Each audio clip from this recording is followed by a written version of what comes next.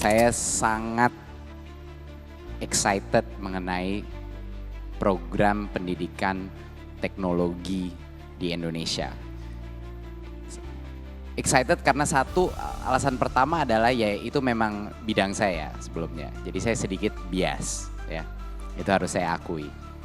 Tapi keduanya adalah menurut saya kalau Indonesia ini ingin maju, yaitu memang visinya Pak Presiden, untuk kita menjadi SDM yang unggul, kita tidak mungkin bisa melakukannya hanya dengan mengikuti jalur yang sama seperti negara-negara lain. Proyek ambisius senilai 9,9 triliun untuk laptop yang tidak bisa digunakan. Di balik janji digitalisasi pendidikan, tersimpan dugaan korupsi skandal pengadaan Chromebook di lingkungan Kemendikbudristek era Nadiem Makarim yang mengejutkan. Apakah ini kegagalan atau kesenjangan? Dan inilah DB News Uncovered.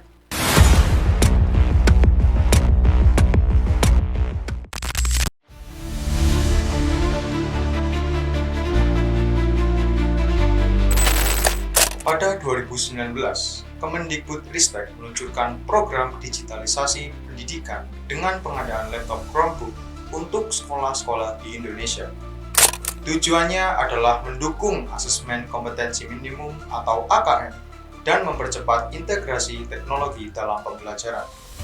Namun, uji coba awal menunjukkan bahwa Chromebook sangat bergantung pada koneksi internet yang stabil, sesuatu yang masih menjadi tantangan di banyak daerah. Tapi, mengapa pengadaan Chromebook ini justru menjadi ladang empuk korupsi?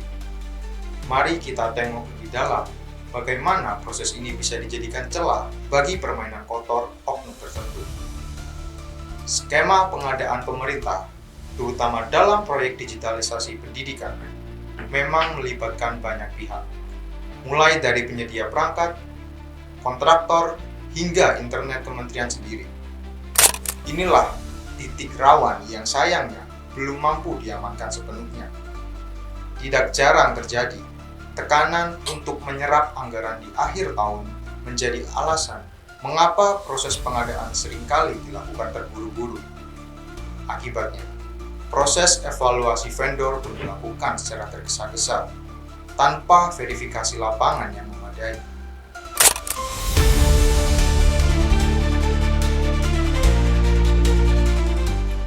Kejaksaan Agung meningkatkan status penyelidikan menjadi penyidikan atas dugaan korupsi dalam pengadaan Chromebook senilai 9,9 triliun. Indikasi korupsi muncul sejak tahap awal, termasuk dugaan rekayasa kajian teknis yang memaksakan penggunaan Chromebook meskipun hasil uji coba tidak mendukung. Penyidik juga menduga adanya pemufakatan jahat dalam proses pengadaan, dengan arahan kepada tim teknis untuk menyusun kajian yang menguntungkan pihak tertentu. Kejanggalan pun mulai terlihat dari penetapan harga Chromebook yang jauh di atas harga pasaran. Dalam laporan yang dibocorkan oleh Indonesia Corruption Watch atau ICW, disebutkan bahwa satu unit Chromebook yang seharusnya bisa didapatkan dengan harga sekitar 3 hingga 4 juta rupiah justru dianggarkan hingga mencapai 6 juta rupiah per unit. Pertanyaannya, kemana selisih uang itu mengalir? Tak hanya itu, beberapa kepala sekolah mengeluhkan kondisi perangkat yang datang. Banyak Chromebook yang rusak, tidak bisa dinyalakan, atau bahkan tidak lengkap komponennya. Mereka mengaku ternyata hanya menerima kardus kosong berisi perangkat, tapi tanpa garansi, tanpa pelatihan penggunaan. Ironisnya, proyek digitalisasi ini justru menjadi beban tambahan bagi sekolah-sekolah yang belum memiliki infrastruktur memadai. Listrik belum stabil, jaringan internet masih minim, namun mereka tetap dipaksa menerima Chromebook. Ada juga pengakuan bahwa mereka hanya menyimpan Chromebooknya di lemari karena tidak bisa digunakan. Pasalnya, internet di daerah mereka lambat sekali, sehingga menjadikan Chromebook tidak bisa beroperasi dengan semestinya jika tidak ada koneksi.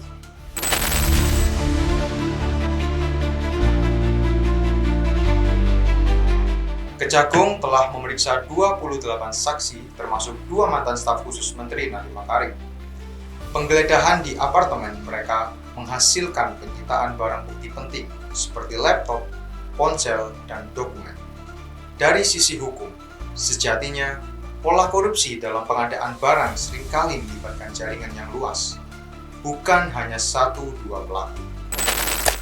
Biasanya, ada kartel atau konsorsium yang bermain di balik layar. Mereka memonopoli tender, menyepakati harga, lalu berbagi fee. Jika benar demikian, maka kasus Chromebook ini bisa menjadi pintu masuk untuk membongkar skema lebih besar yang telah berlangsung lama di tubuh birokrasi pendidikan.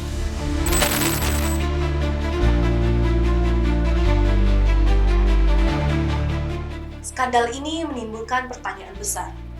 Apakah program digitalisasi pendidikan era Nadiem Makarim benar-benar gagal atau sejak awal sudah disusupi kepentingan terselubung? Penggunaan Chromebook yang tidak sesuai dengan kondisi infrastruktur Indonesia menimbulkan keraguan terhadap efektivitas program ini. Sebagai negara dengan lebih dari 270 juta penduduk dan wilayah yang tersebar luas, Indonesia memiliki tantangan tersendiri dalam menerapkan digitalisasi pendidikan. Tidak semua daerah memiliki akses yang merata terhadap listrik dan jaringan internet. Maka dari itu, pengadaan Chromebook secara besar-besaran tanpa memperhatikan konteks lokal sebenarnya menunjukkan kegagalan dalam perencanaan berbasis kebutuhan. Faktanya, tak sedikit kepala dinas pendidikan daerah yang ternyata hanya menjadi pelaksana kebijakan pusat tanpa dilibatkan dalam perumusan kebijakan digitalisasi ini. Mereka hanya menerima barang, diminta mendistribusikan, tanpa pernah diajak berdiskusi apa yang sebenarnya dibutuhkan sekolah-sekolah di daerahnya. Padahal, pelibatan pemangku kepentingan lokal adalah kunci dalam keberhasilan implementasi program nasional. Tak hanya itu, para guru juga mengeluhkan tidak adanya pelatihan atau pendampingan dalam penggunaan Chromebook.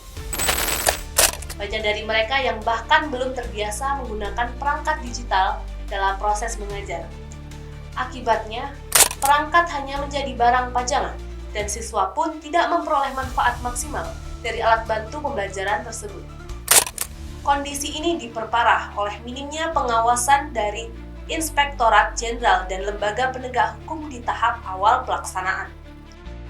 Seharusnya, proyek sebesar ini memiliki pengawasan berlapis sejak dari perencanaan, pengadaan, hingga distribusi.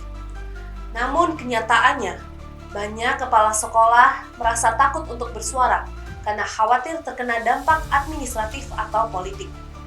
Hal tersebut menunjukkan bahwa proyek digitalisasi pendidikan seharusnya tidak hanya berfokus pada pengadaan perangkat, tetapi juga memastikan kesiapan infrastruktur pendukungnya. Tanpa jaringan, pelatihan, dan dukungan teknis, Chromebook hanya akan menjadi kotak kosong tak berguna. Lebih lanjut, para ahli pendidikan mengingatkan bahwa digitalisasi pendidikan tidak bisa dipaksakan secara seragam. Pemaksaan teknologi tanpa kesiapan akan berdampak kontraproduktif. Anak-anak akan frustasi, guru bingung, dan akhirnya tujuan belajar tidak tercapai. Dengan terus bergulirnya kasus dugaan korupsi pada lingkungan Kemendikbudristek di era Nadiem Makarim ini, nama-nama besar pun mulai disebut. Apakah ini hanya ulah oknum?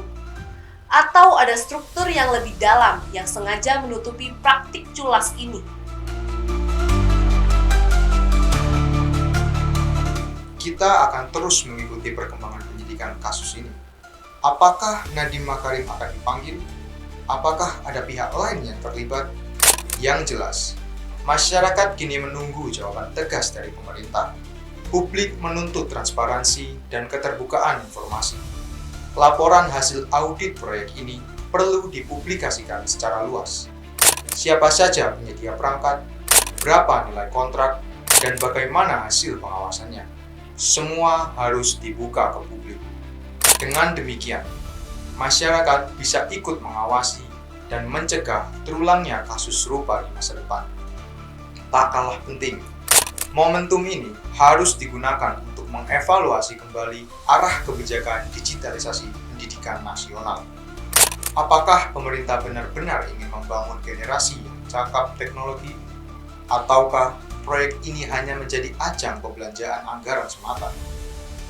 Apakah Chromebook benar-benar solusi? Atau hanya simbol dari proyek mercusuar yang gagal menyentuh kebutuhan nyata? Sudah terlalu banyak proyek pendidikan yang dibajak oleh para pencari rente. Apalagi ini menyangkut masa depan generasi bangsa. Jika uang rakyat yang seharusnya digunakan untuk pendidikan justru mengalir ke kantong pribadi, maka kita sedang menggali kubur sendiri. Yang pasti, pendidikan adalah sektor yang sangat vital. Jika sektor ini dicemari oleh korupsi, maka dampaknya akan sangat panjang dan merusak.